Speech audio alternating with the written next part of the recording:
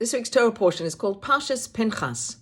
And one of the things we read about in this week's Torah portion is Moses being told to go up onto the mountain and to look out over the land of Israel, the land that he will not be entering.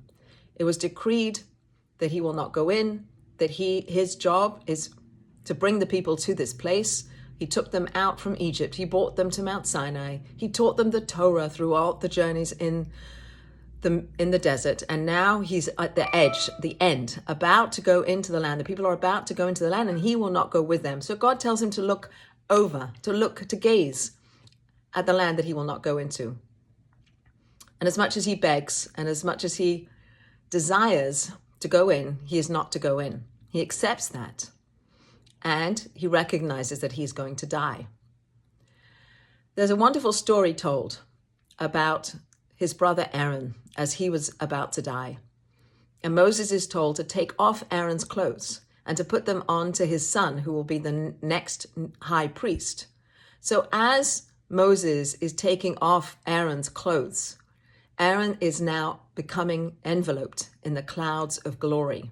There were no new clothes to put on Aaron. And as each garment was taken off, more of the clouds surrounded Aaron's body, until he was completely surrounded by the clouds. And at which point Moses says to his brother, Aaron, what are you experiencing? What is it like for you to be completely enveloped in the clouds of glory, to be about to die? What is it like? And Aaron says, I am not worthy to tell you, but I wish I had come here earlier.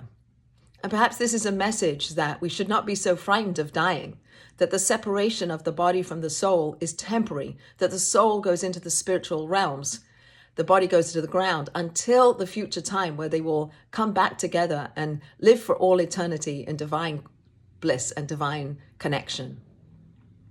This world is a world of our doing and our journeying.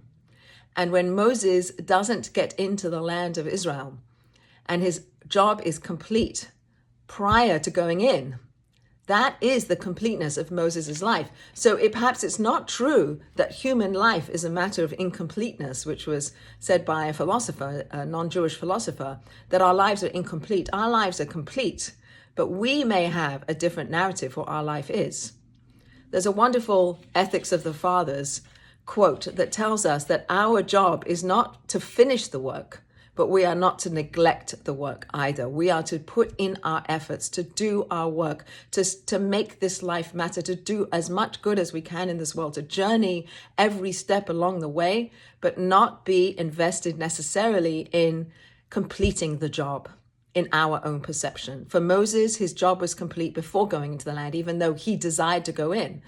And so too, as long as we spend our time focusing on what we hope for, what we yearn for, and working towards that, whether we complete it or not is not up to us.